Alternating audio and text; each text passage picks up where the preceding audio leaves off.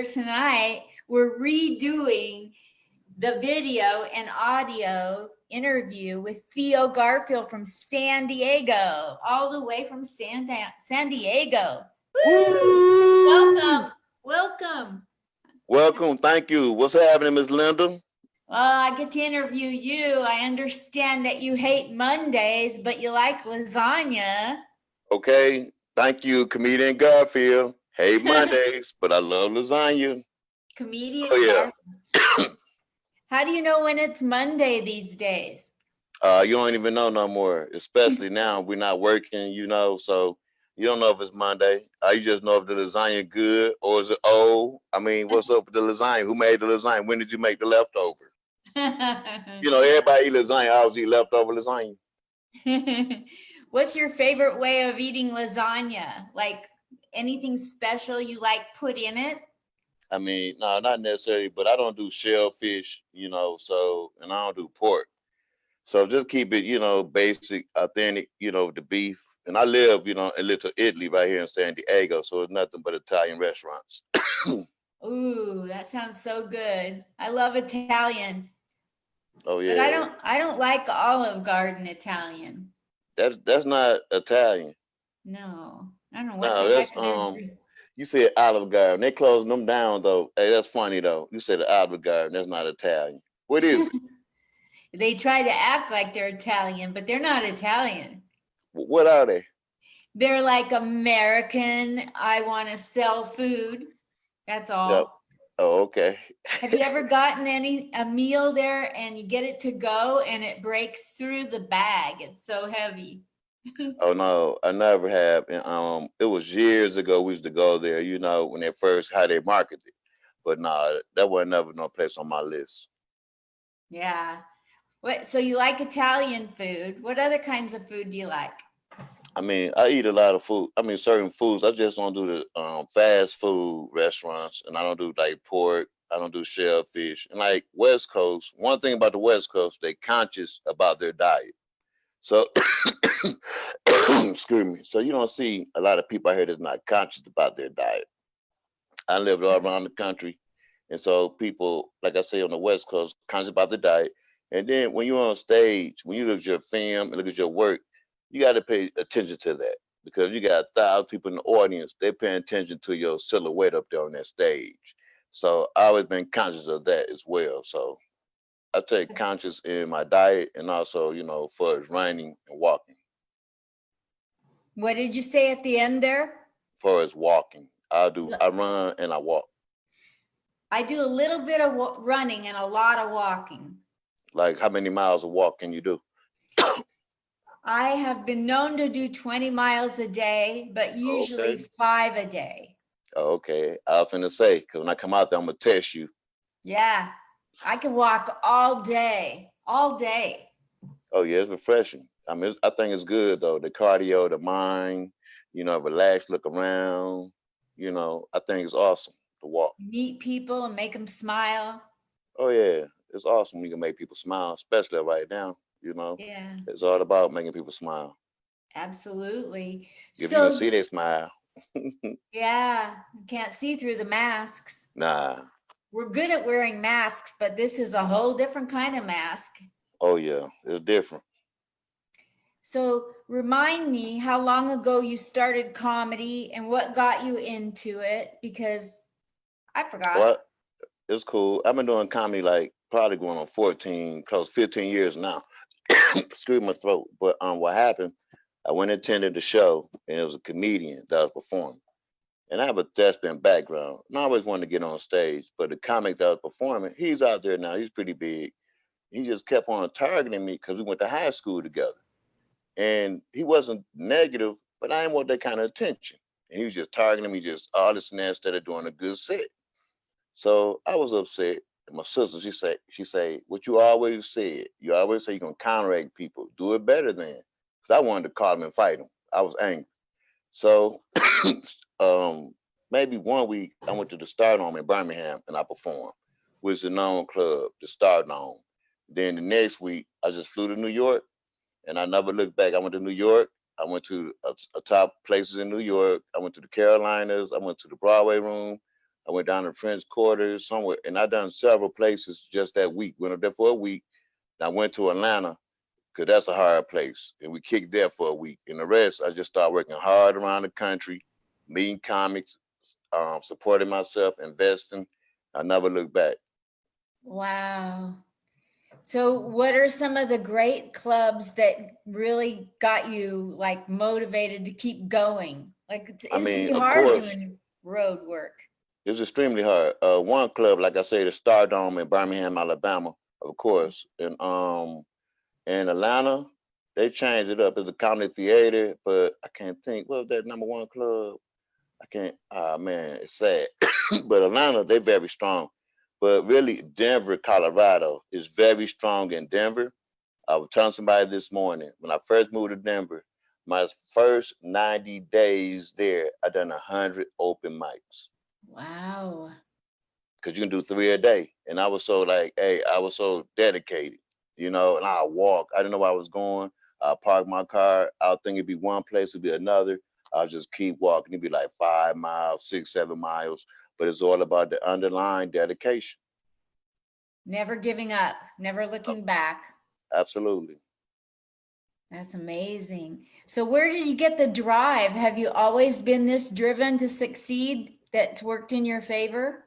You know what's crazy? I was talking to a guy I've known over 30 years this morning. We just briefly talked through Facebook, and he's talking about, man, you've been like that all long as I've known you, and I was a little kid. But it's just, going through your journey of life, military background or going back to your community where you grew up at or whatnot, or even the comedy community, you could be a threat. And then I'm a celebrity hairdresser for 30 plus years, so I'm a threat in that profession. So when you strengthen yourself and you invest, you become it. People are intimidated of you become this threat. But I just don't entertain them. I just keep on sharing my gift because it's all about the audience. The audience filling seats what's gonna get you paid, not my fellow comedians. Very smart. I like that. That's motivating, even, like to me, because we can get caught up in like who's giving us a hard time or who's not on our side or who's player hating us. There's no size though. That's the key. You don't go up there in no singing group or no quartet. It's one person and one mic, and you gotta go up there, you put your work in, but you want to focus on the next comic or somebody that's great. What you want to do, pick some pointers up from that person. See their history. You don't just pick it up overnight. It ain't gonna happen. I hate to tell you that. It don't happen overnight. They're gonna say a lot of hours to put in. You're gonna be competitive. I done been in competition and won money, and then at the end, people won't be mad at me. But I put a whole lot of work in. You got to put work in. It come with preparation. The night before, are you prepared to win? Love that.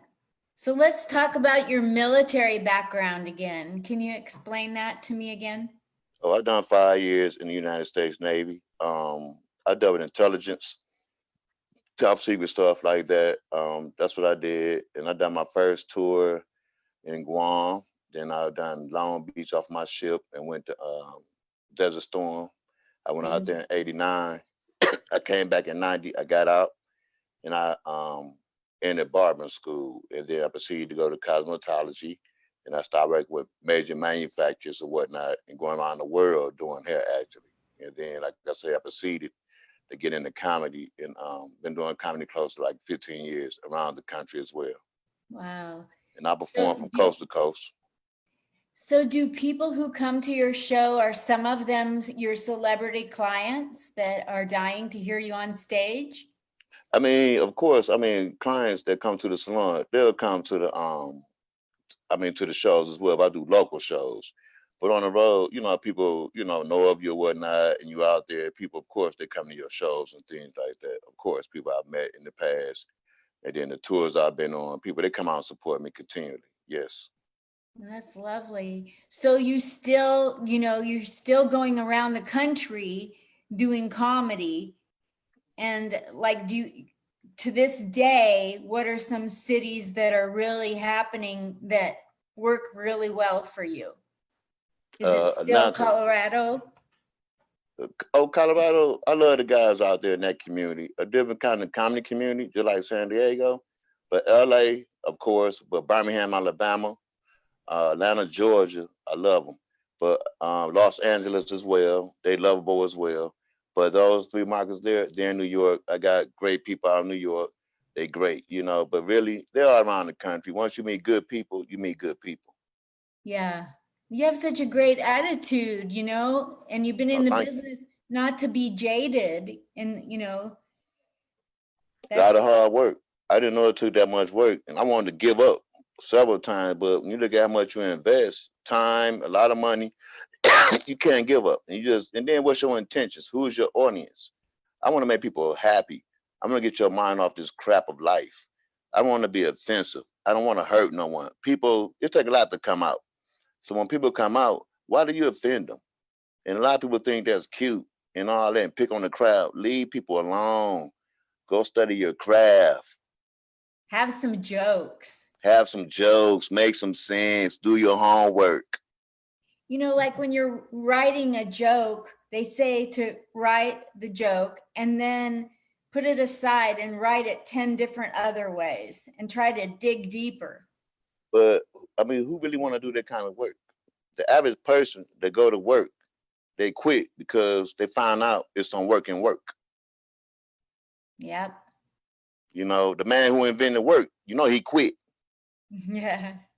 But actually, a lot of people in comedy, they want to go out there be clowns, be offensive, think it's about that way. But it take people like myself, you, put our craft in, put our work in, and then we can make it like we want it to be. But talking about people putting them down, not putting the work in, you part of the situation and not the solution. Yeah. So in your career, you've watched a lot of comics around the Absolutely. country and picked up tips. Mm-hmm. And like you said, there's no shortcut to picking it up and being able to process it and actually, you're putting tools in your tool belt and later on they'll pop out and you don't even expect it. You know what I want to share right now with you? I had to research a lot. I'm still a great researcher about researching about comedy. How long does it take to find your voice? Okay, because I do have a 5 to thespian 10. background. How Excuse many? me? I interrupted you. You go. No, I say I was researching how many years does it take to find your voice? It say 3 years. I say, I'm educated. I'm fast with my books. No, went to summer school. I'll do it in 2. I'm working hard. I'm doing open mics. I'm down south, racist places, mean people. I mean, put me at the back. Everybody be gone. They done burnt the crowd the first 15 minutes. I still stay and put my work in because I wanted to touch that mic, you know. And I just feel like when you go about it that way, you're gonna win. So you got to be just competitive and keep on working hard. I didn't, like I'm just scratching the surface of finding my voice right now. And this is the top of my 6th year. Oh, your 6, but like I say, they say 3. So I said I can do it in 2. It took me 5 years. Oh, did it? It took 5, but in them 5, I probably done. Ooh, I mean, I want to say 1,000 open mics, but over 500 all around the country. Don't know nobody. They be in the comedy field, the community. They're not invited like the first day of school.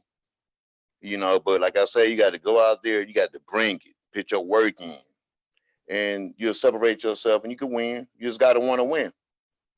I like that a lot. What's your favorite? Who's the comic in the world that has inspired you the most? Not Richard that you're Pryor. like, but that I'm, inspired. I mean, I like Richard Pryor. Hello. Yeah, because he's edgy and because he's real. Not the really edgy part. I like the real part. And then we got a lot of history, similar history of me growing up. Like I stayed at my great auntie house when I was 3 in Akron, Ohio. It was the same whole house, shy house like JoJo Dancer. I was drinking whiskey at 3 years old. I seen people playing dice late at night. I grew up with that stuff. Just like JoJo Dancer. Wow. So, when you're doing comedy and you are seeing that the audience isn't buying what you're saying,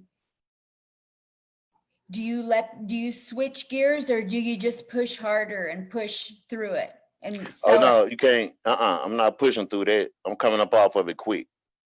I'm coming off quick. You got to shift your gears quick, and that come with you understand the audience. And like I say, not being offensive. I don't be offensive. So if I got 2, 3,000 people in the audience, whatever I talk about on stage, I want to talk, be able to touch all them people. It could be talking about brushing your teeth. Everybody should be brushing their teeth. There's 3,500 people in the audience. I want to touch everybody, be able to relate what I'm talking about, and take you for a journey, for a roller coaster ride, and drop you off. And you be telling something, I want to ride that again, even though it scared the shit out of me. And all that comes with you controlling your audience and understanding your work, preparing yourself. So it can be some times I want to go out there and do some certain setups I set up. I go out there, there's some senior citizens out here though, and they're eating food. So you can't go out there talking about young stuff or doodoo jokes. They're eating food. So it's all about getting there timely manner, paying attention to your audience, doing your homework. Whoever your promoter, your agent, whoever they hired you for the job, it's much about you doing your homework instead of just jumping out to myself. I'm just gonna say something. I'm just gonna pick on somebody. That's not cool. And people, a lot of times we don't hear about it, but a lot of people get hurt out there picking on people. We gotta let people know that's not the way to go as being a professional trained comedian, That's right. entertainer. If I were going to do crowd work, I would say, some of it wouldn't go over, but I would be like, I love your shirt. And then I would say something about having a shirt like that and make it funny about myself. I Yeah, can't, that's not offensive. yeah, I can't do it. I'm not that type. But them people like that, there's a lot of them was out here and I moved out here. Those people, they like that just generally every day. And they hang out together. And they think getting on stage, we're gonna be offensive tonight. You hurting people. There's a guy came at me one night, don't know nothing about me. Who this new guy coming to town think he is and blah blah blah blah blah. Got outside, it's gonna be something else because I took it like what you want to do. But they don't know who I was. But why you coming for me? Don't be offensive. But then he kept on saying I kept working hard out here. He came to me and said, man, let's bury that hatchet. I never had a hatchet, man. You took it that way, brother. I want the best for you guys. I mean, I want the best for them because that right there gonna push me.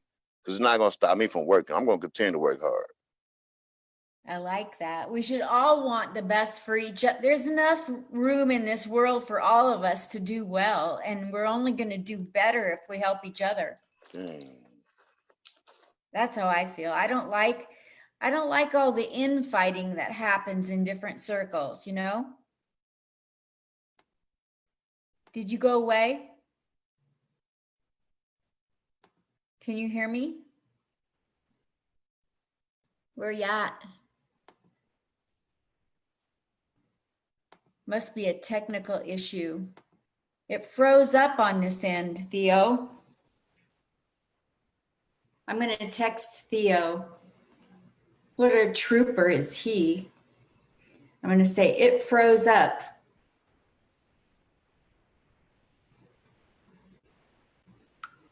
I don't know if you can hear me or not.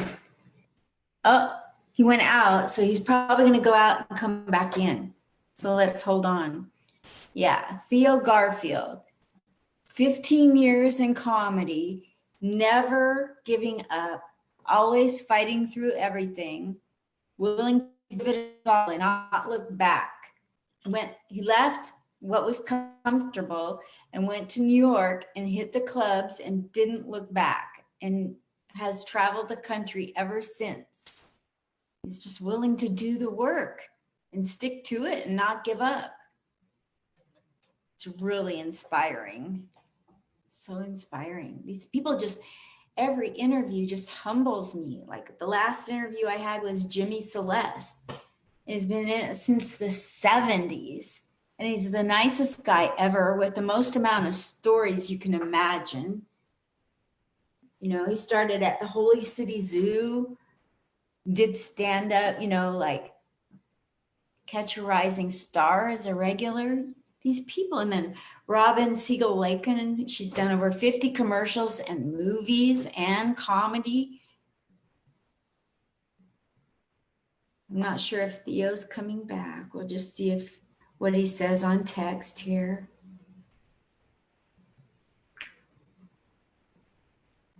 I'm gonna ask him if he's there. Are you there? Maybe his phone went dead. We'll see. He might come back any second. Let's give him a few minutes. In the meantime, let me show you the different shades of lipstick I have. I have orange, orange, orange. This is the Theo Garfield stall method. That's orange, orange, orange. I don't know what it's called. And we have purplish pink. Isn't that interesting? It's kind of like raspberry. And then this is for the girls in the audience. Then we got brownish red, I would call it, brownish red. What else can I show you? Anybody like 3-ways? I got a 10-way at the dollar store. That's what I got at the dollar. Here comes Theo back.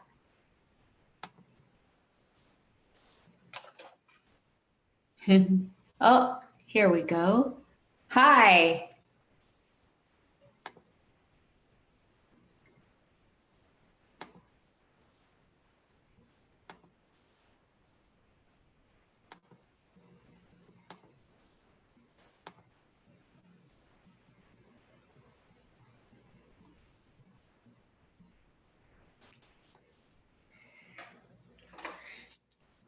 Can you see this?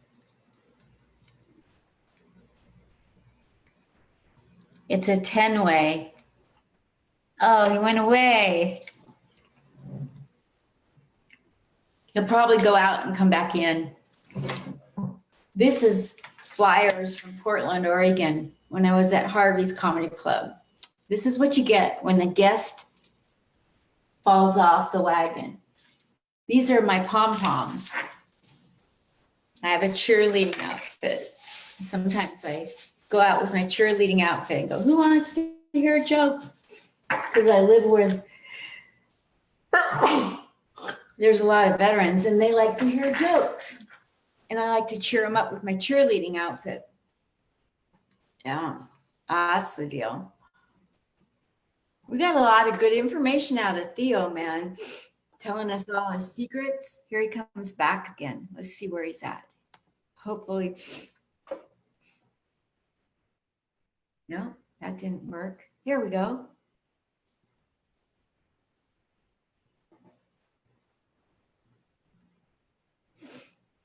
Don't have the audio connected.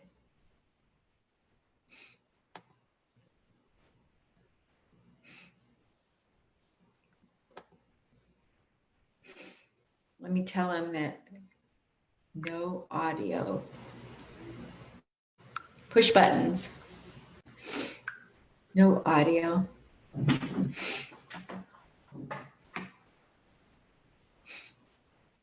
Ah, he left again.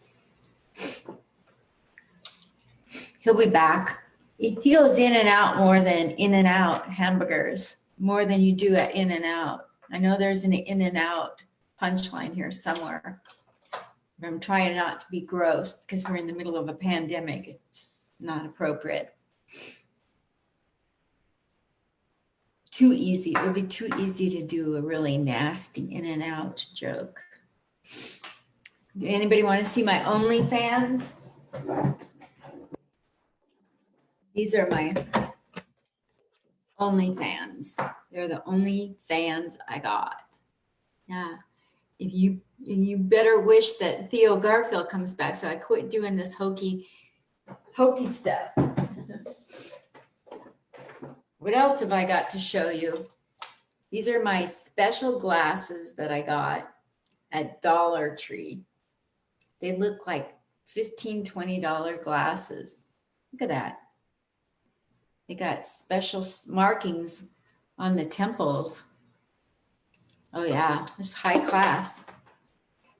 I got a new computer. I'd like to show it to you, but that's what's filming this. This is my dancing partner. I'll show you my dancing partner. My lamp is my dancing partner. I sometimes dance with my dancing partner, the lamp. Where is Theo? I'm not sure if it's going to work. Got quite a bit of good information from Theo. Poor guy. He's been on this for 49 minutes trying to knock out the interview. In the meantime, I'm sitting here. You like this stuff on the wall? Yeah. So at Harvey's Comedy Club, I did all these things. I hosted 4 open mics a week. They were so good to me. Every Saturday, I had a meetup where I bring people into comedy. I had a mic in the dining room at Harvey's, and I had that once a week. And then I had 4 open mics downtown at Pioneer Square. And then I had different open mics around town at different venues. So this is one of my classes that I taught, very basic teaching that I did for brand new people off the street. You know, like I'd go and say, hey, who wants to learn comedy? And then they'd walk into Harvey's and go, how soon till I get my Netflix special? And I'm like, yeah, that's a wrong attitude. You want to go back out that door and come back in? And let's get your pen and paper and let's start writing jokes. That's why that stuff's there, because it's part of my past.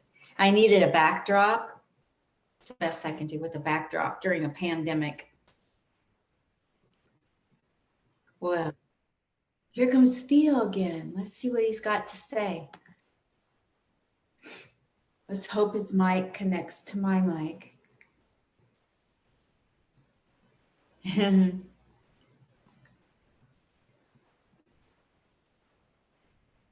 I know you're there. So click on your camcorder. Hello? You're There we go. And Man, now, yeah, we be going through it. Okay. oh my God, you're back. Woo! I kept it You got me rolling. sweating. I had the sweat started working showing with you. everybody. What's that? You make me sweat, boy. I don't give started up. showing everybody my lipstick. Okay, cool. Anything to keep them on the line. So what's going on? Oh, nothing much. What we was talking about, just having fun. You got to have fun. And you've done comedy all around the country. How many different cities have you done comedy in, Theo? Sure, a lot of them. I mean, New York, Miami, Chicago, Ohio, Detroit, Alabama. I mean, of course, Denver, all through California, Texas. I mean, well, Canada before, but New York, of course, Jersey City, New Jersey, Newark. I mean, Atlantic City, done that several venues.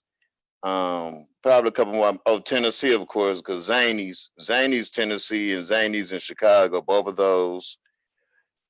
In Nashville, in Memphis, Chuckles. I mean, you know, I went through them. Wow. So when you go on the road, do you take comics with you or do your own thing? Well, it just depends. And then, like I said, now you network. And so you go in that market, somebody close to that market, they'll come and they'll support you and you take care of them.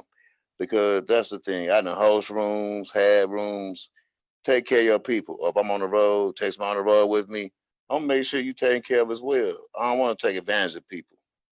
That's lovely. There's a lot of people out there that are good, and then there's a few people that try to ruin it for the good people, but you can't ruin good people. Good people are good. Yeah, but if you don't know the industry of entertainment, and I've been in the entertainment business, like I say, over 30 some years, because before me becoming a comic, I was a celebrity hairdresser, and I still do hair. So I know about that industry, how they'll get your pockets, wear you out, beat you up, they get paid the profit, you have nothing. Yeah, that's why you should work hard, then you'll learn how to act your wage. Like that. That makes a lot of sense. A lot of sense.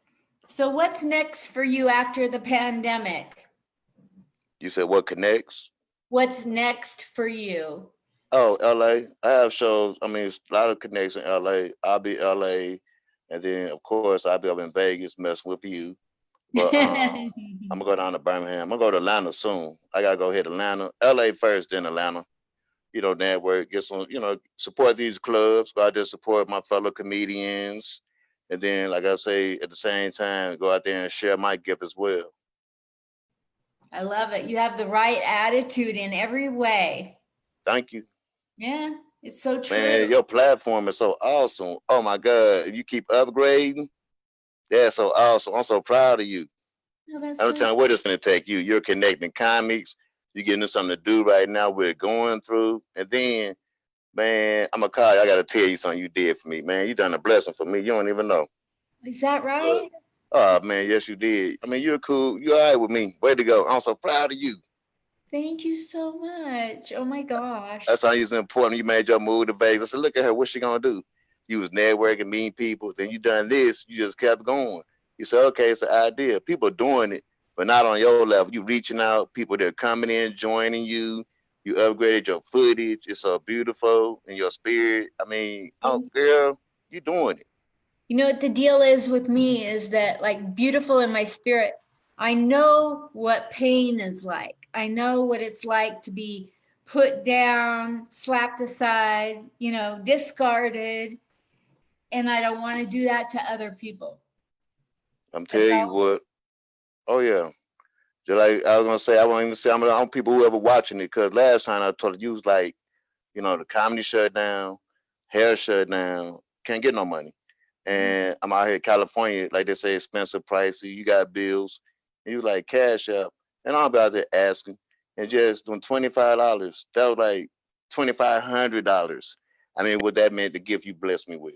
I Oh, can't never replace that. Besides anything you ever asked me to do, what I'll be like, who? Linda, who? I got her back. Just small things mean a lot out here. And just our comedy community, we got to show that love and that expression. And you're building that platform for us. I had to share that what you did for me. You like, boom. I was like, oh my God. When I woke up that morning, and it was like, hey, go get you something to eat or, go make it happen. And it was just that little blessing right there, that token. It was unbelievable to see you planted in my heart. And I appreciate that. thank you. Like, I believe in God. I'm not trying to get religious, but I sometimes I just feel like certain people get put on my heart, and I can't bless everybody, And but you don't have it like that. And I was like, Lynn ain't got it like that. Look at this sheet. I was like, okay, here, boo.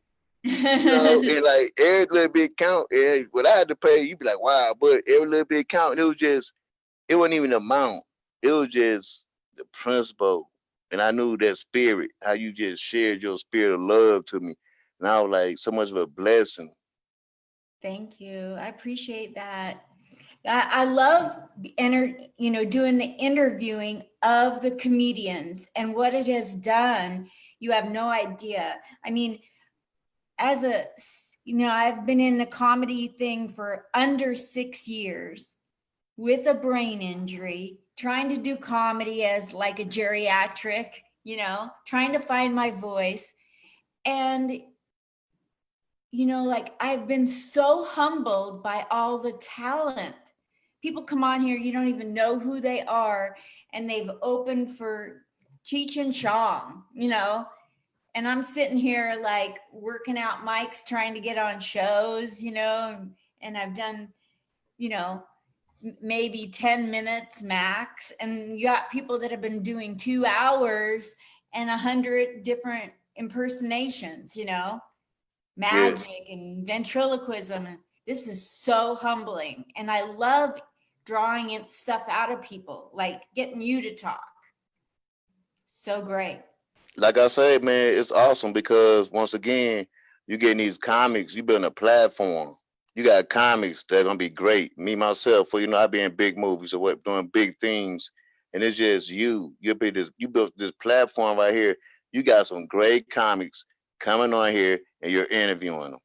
I mean, you're building a platform for you can book. I mean, you're gonna be connected to bookers, all of them. They gotta come through Miss Linda in a minute. You have your own name in a small amount of time. Why? You put time in. I watch you with notes on the wall. You just come up with jokes middle of the morning. You don't stop. Oh, look at this shit here. But once again, you came out with this platform, and the most thing about the comics, they're so intimidated about this industry and also the hair industry as well. But you're putting people together. That's the opposite what they usually do in our industry. Yeah. And that's why the blessings coming for you. I mean, you can't do nothing but bless. And so who's gonna call you? You're connected, and you got some great comics that you're Isn't it interviewing. fun? It's so fun. Like like I can't ask, this is the best time of my comedy life right here. You created it, Thank you. and it's all about believing. You gotta have faith. You gotta step out. You must believe. Once you believe, you will achieve. I promise you, and I'm a witness, and you know it. And that's why I deal with people like yourself and other people out here in the industry. I mean, you got that and that push and drive and getting up early. I don't deal with people that lay around. You gotta get up early and go out here and get it. You gotta I give it to the people. I can't wait to get up the next morning and interview some more people. I already watch you, and that's the same. That's the energy you must have before you go on stage before the audience. You must go out there and bless them and bow that stage. You got to give it to them. When I get off stage, I have to go get in the bed. I Yeah, be too weak. I gotta go. My clothes soaking wet. You gotta go out there and give it to them people. I like that. I like that a lot. Oh yeah, You're motivate. You should be a motivational speaker for I performers. should. Huh? All that come together though. I mean, we must be that in our industry as well. We go out there when people leave my shows. I want you to be uplifted. I don't want you feeling beat up and bent down. I didn't see that at people's shows. That's the opposite of what I want. I When want to I go reboot on you. stage, what I'm trying to do is I'm trying to let everybody know I love them. That's the main thing I want to get across, is that I love them. I know it sounds stupid, No, it don't. but like I want to get up there and have them know that my heart is pure and have jokes, you know, but I want people to be at ease and know that I don't mean any harm and that I'm up there for the right motive, just to love But them. but as long as you love yourself, damn that. That should reflect. You know what I'm saying? Because some people don't love themselves or know what love is. So how can you convince them to love you or ever see that you love them?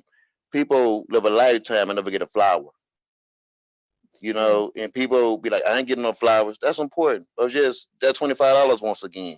That's just 25. That wasn't just a $25 in what we're going through right now. Or taking time out to interview with you.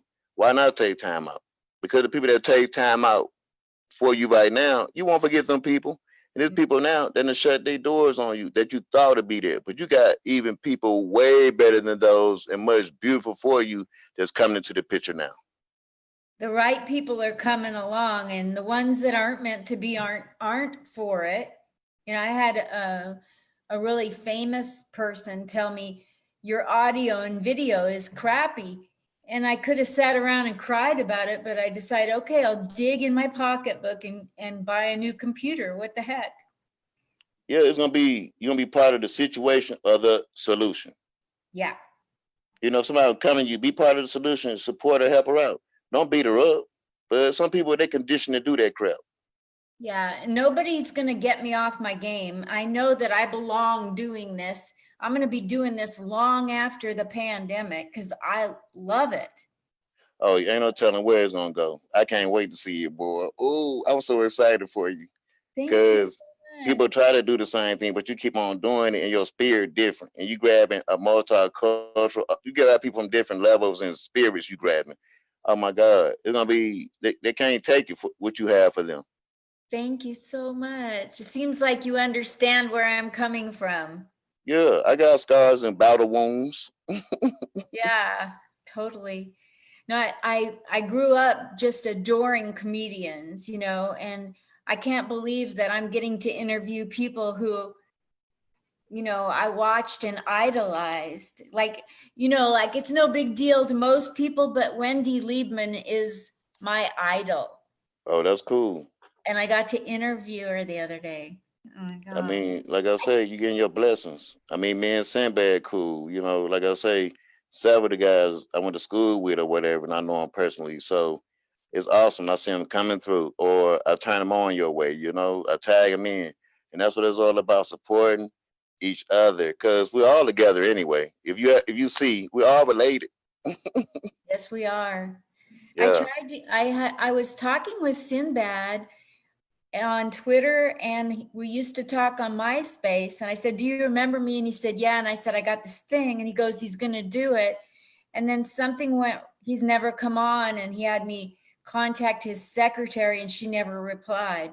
yes, that's they do. They are getting his way like that. But if you call him again, he cool like that. I've been me and him been cool probably about before I started doing comedy. He'll fly and come to my salon down south. But he encouraged me to get into comedy as well. But me and him, we're pretty cool. But yeah, he just you reach out, but like his team, they get in the way a lot of times. But Yeah. yeah, he's a good guy. Yeah, it would be dope to interview him. Yeah, he funny. Yeah, he's good man. I love that dude. He funny.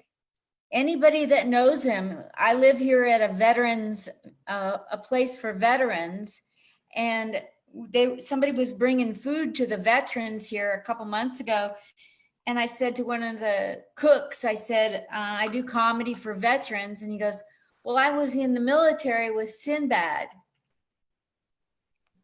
So he knows Sinbad from the military. Was I Sinbad? ain't even know.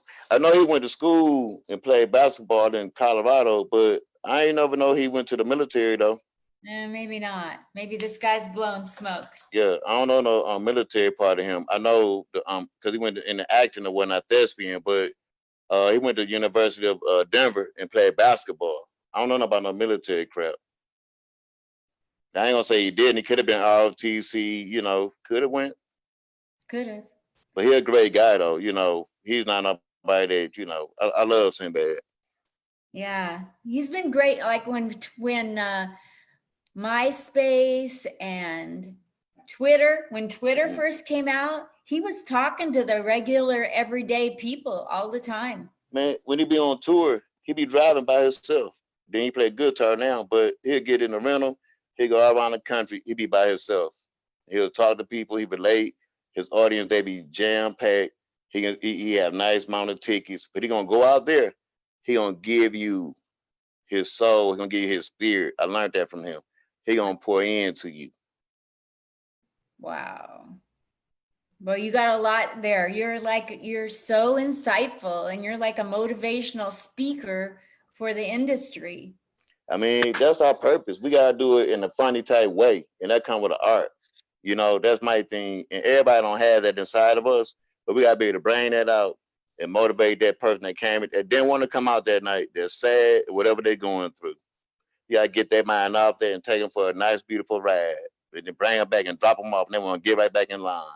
That's what it's about. When I first got on stage, I didn't know what to talk about. And I wrote jokes just to be funny. They had nothing to do with me. I wasn't even connected to it. Didn't matter if what I was saying really ever happened, just as long as I had a joke.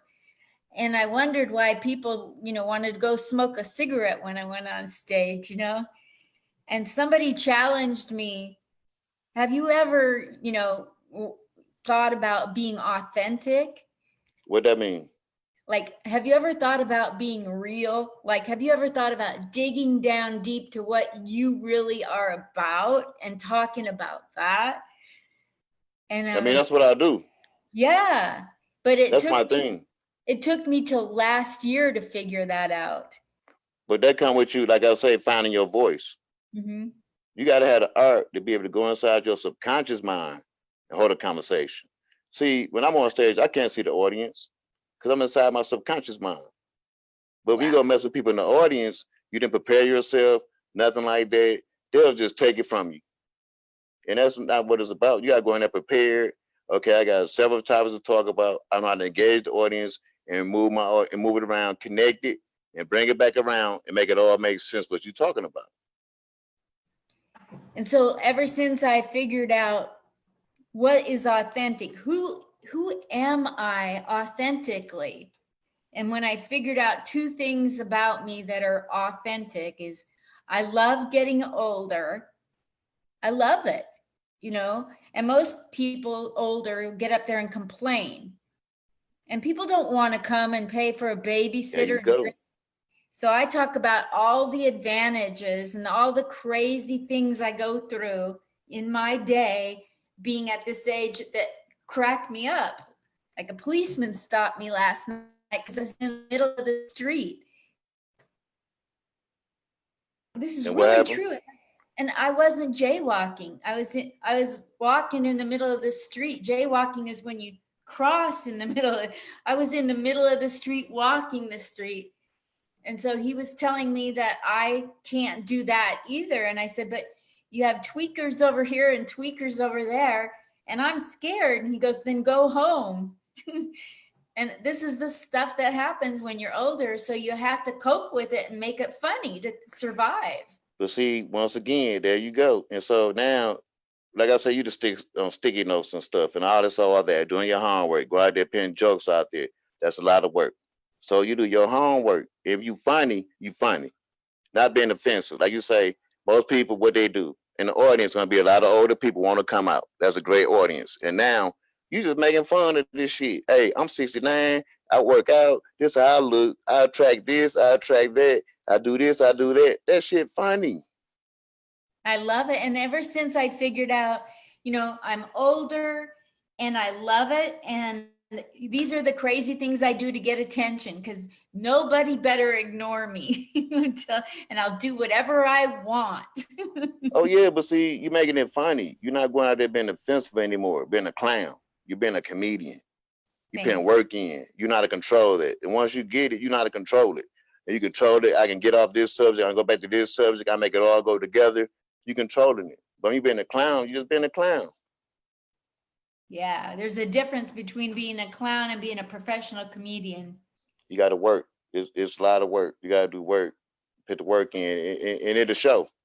When people come out to the shows, they'll tell you at the end. I just want people to take pictures of me and talk to me at the end. How I do. I have to ask that question in the beginning. Now you don't have to ask that question. Yeah. Hey, you're awesome. Let me get a picture. Hey, there you go. But they're putting that work in. Yeah. You've been so awesome. Thank you so much for the time. At any time, Linda. I appreciate it. And I'll see you soon. I hope you come to Vegas and we'll hang out. We'll go get Miss Arkansas and go hang around, bum around the city. All right, I'll see you soon. Okay. All right, sweetheart. Thank you. Love you, All right, baby. Love you too, baby. Bye. All right. Everybody's talking at the comic spot. The comic spot.